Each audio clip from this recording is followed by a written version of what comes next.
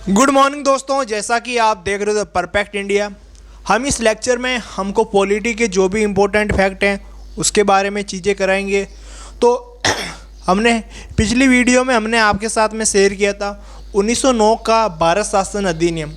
उसके बारे में जो भी इम्पोर्टेंट फैक्ट थे, उसमें क्या क्या सुधार किए गए, वो हमने उस वीडियो में आपके साथ में डिस्कस किया था।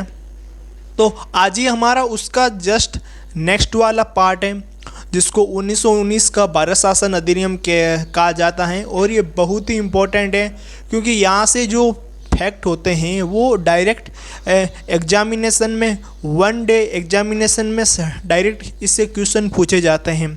तो आज हम 1919 भारत शासन अधिनियम के बारे में जो भी बात है वो करेंगे। तो इस वीडियो को शुरू करते हैं। सबसे पहले बात करते हैं, इसको मॉन्टेग्यू चेम्सफोर्ड सुधार भी कहा जाता है इस कानून को। इसके पिछले अधिनियम में 1909 के अधिनियम में हमने पढ़ा था, उसे मार्ले मिंटो सुधार कहा जाता था। उसमें जो मार्ले थे जो वो भारत के राज्य सचिव थे, और जो मिंटो थे वो भारत के वाइसराय थे। इसी तरह 1919 के भारत शासन अधिनियम में जो मॉन्टेग्यू हैं वो भारत के राज्य सचिव थे, जो कहाँ पर थे, लंदन में थे, ब्रिटेन में थे। और जो चेम्सफोर्ड है वो भारत के वाइसराय थे, जो हमारे इंडिया में थे। इसमें पहली बार देश में द्विसदनीय व्यवस्था व प्रत्यक्ष निर्वाचन व्यवस्था की घोषणा की थी। आप अभी तो पॉलिटी शुरू हुई है, और आप इसके नेक्स्ट में पढ़ेंगे कि जो प्रत्यक्ष निर्वाचन मतलब किसी देश की जो सारी जनता है वो निर्वाचन करती हैं, वो चुनाव में हिस्सा लेती हैं पूरी तरह से। प्रत्यक्ष निर्वाचन ये हमारे लोकसभा में होता है, राज्यसभा में होता है, पीएम में होता है, एमएलए, मुख्यमंत्री, इन सब में जो प्रत्यक्ष निर्वाचन होता है। जो अप्रत्यक्ष होता है वो हमारे प्रेसिडेंट में होता है, या फिर उप प्रेसिडेंट, या फिर उपराष्ट्रपति में। इन दोनों में जो निर्वाचन होता है वो अप्रत्यक्ष रूप से होता है। और द्विसदनीय व्यवस्था मतलब एक तो उच्च सदन, दूसरा निम्न सदन। जो उच्च सदन है जिसको आज हम लोकसभा कहते हैं, जो निम्न सदन है उसको आज हम राज्यसभा कहते हैं। इसमें पहली बार है ना लोक सेवा आयोग का गठन किया था। ये लोक सेवा आयोग यानी जो सिविल सर्विसेज की शुरुआत थी, उसके लिए लोक आयोग आयोग का इसी में ही गठन किया गया था।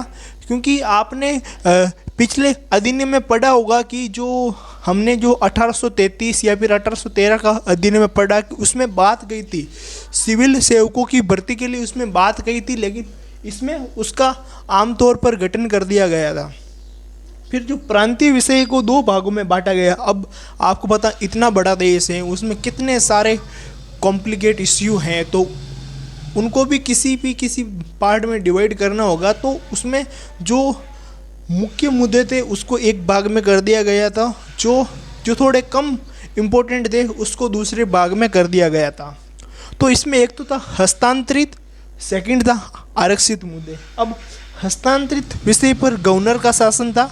वहाँ पर आपको पता है गवर्नर एक तो वाइसराय होता है, दूसरा जो हमारे अभी गवर्नर होते हैं हर स्टेट के, उसी तरह पर वहाँ पर थे, उन पर जो कंट्रोल था वो गवर्नर का था। दूसरा था आरक्षित, उन पर जो कंट्रोल था कार्यपालिका की सहायता से भारत में करते थे।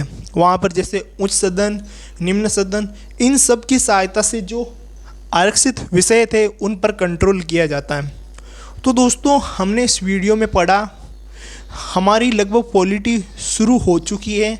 हमने लगभग पॉलिटी की शुरुआत में 10% जो पॉलिटी का कोर्स है उसको कर लिया है। तो इसके हम आगे चलते चलते कुछ अधिनियम वगैरह जो सारे डिटेल फॉर्म में होते हैं उसके बारे में डिस्कस करेंगे आपके साथ। तो दोस्तों एंड में यही कहना चाहूँगा, अगर वीडियो अच्छा लगा तो प्लीज़ लाइक कीजिए, सब्सक्राइब कीजिए एंड बेल आइकन ज़रूर दबाइए। और आप देख रहे अपना और मेरा दोनों का the perfect India. Thank you.